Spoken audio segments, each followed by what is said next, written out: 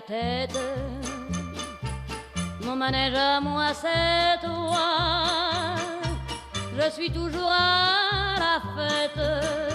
Le film s'intitule Une part d'ombre. C'est un bon thriller, nous dit Charlotte Bouteloup, sur vos écrans le 22 mai, avec entre autres Natacha Régnier. Et c'est un premier film, Charlotte. Un premier film d'un Belge avec des Belges à l'intérieur. Ça va être très bien. Et on adore le cinéma belge, d'ailleurs, et on a les Dardennes au Festival de Cannes cette semaine, Dardenne. je vous en parle bientôt. Une part d'ombre, premier film, Samuel Tilmant. 45 ans, il a réalisé des documentaires, il est metteur en scène de théâtre. Et là, il s'est dit, tiens, je vais faire un film noir.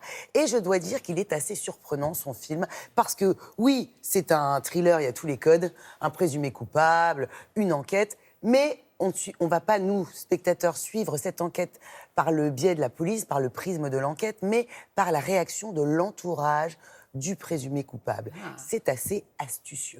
Et dans l'entourage, il y a la femme du présumé coupable, Natacha Régnier, qu'on voit... Elle a une filmographie assez éclectique, mais c'est vrai qu'elle est plutôt dans un certain cinéma d'auteur, parfois des comédies, ouais. Et aussi beaucoup, parce que c'est plus un gros mot maintenant de tourner dans des séries. Vous savez, avant, il y avait un snobisme.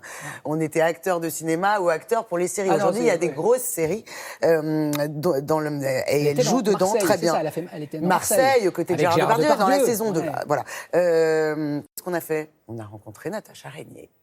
Très bien. Bonjour Natacha. Bonjour Charlotte. Qu'est-ce qui t'inquiète, David? J'ai merdé. Je t'ai menti. Toute l'enquête a été montée à charge contre toi. C'est un premier film. Est-ce que Natacha, on hésite à 2 fois avant d'accepter de tourner dans un premier film? Est-ce qu'il y a un peu une part d'inconnu quand même? On ne sait pas trop ce que ça va donner. C'est un peu le principe du jeu d'acteur, c'est qu'on aime sauter dans le vide un peu. Oui, mais enfin, quand c'est Scorsese qui vous fait tourner, vous vous dites, a priori, je suis bordée. Samuel, je le connaissais. Mhm. Le scénario était super beau. Et du coup, je suis partie hyper heureuse. Et c'est vraiment un homme qui a une façon de diriger les acteurs formidable et qui est très fédérateur. C'est une femme, une bijoutière, qui a été retrouvée morte à côté de sa voiture. T'es soupçonné, David? Je sais pas, ils disent rien pour le moment. Vous me croyez pas, en fait.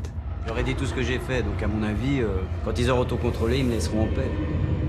Est-ce que c'est vrai que pendant longtemps, le réalisateur Samuel Tilmant n'a pas voulu dire aux acteurs du film, et à vous donc, comment se terminait le film? Oui, C'est pourquoi? C'est pour préserver le suspense? exactement, pour tout le monde.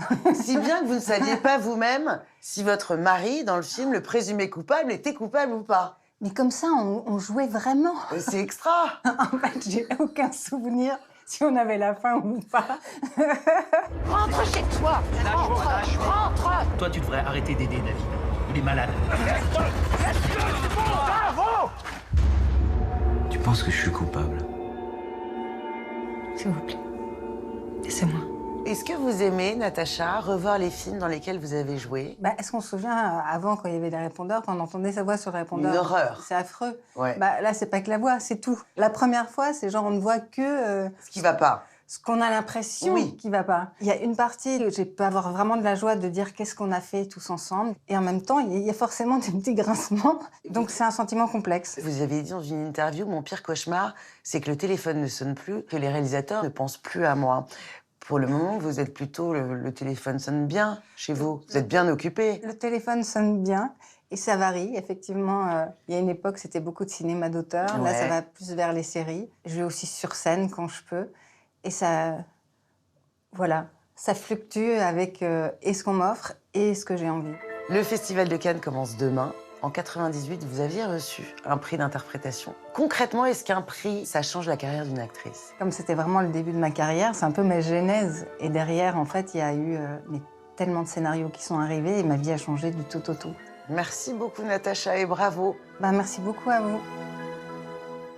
Elle est délicieuse, cette Natacha Régnier. Donc, le film Une part d'ombre, le 22 mai sur les écrans. Voilà, dans 10 jours. Et comme vous le disiez, demain, Ta-ta-ta. vous allez bosser, Charlotte, pendant Ouais, 2 semaines. Absolument. Alors, jeudi, on... Festival de Cannes, bien sûr. Absolument, Festival de Cannes. Jeudi, on passera une interview d'Antonio Banderas pour le film de Pedro Almodovar, très attendu. Vendredi, Anouk Aimé, Claude Lelouch pour la suite. Il n'aime pas qu'on dise la suite, Claude Lelouch, mais c'est un peu ça quand même, relecture hein. d'un homme et une femme, et c'est un peu ça quand même. Et puis, la bonne nouvelle, c'est que tous les cinéphiles qui ne seront pas sur la croisette, mais qui auraient envie de voir la cérémonie demain, le CNC et la Fédération nationale des cinémas français tous les deux ont eu une bonne idée, diffusée dans 600 salles de cinéma.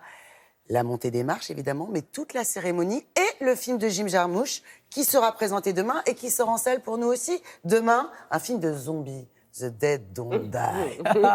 Vous faites peur, Charlotte. Merci beaucoup.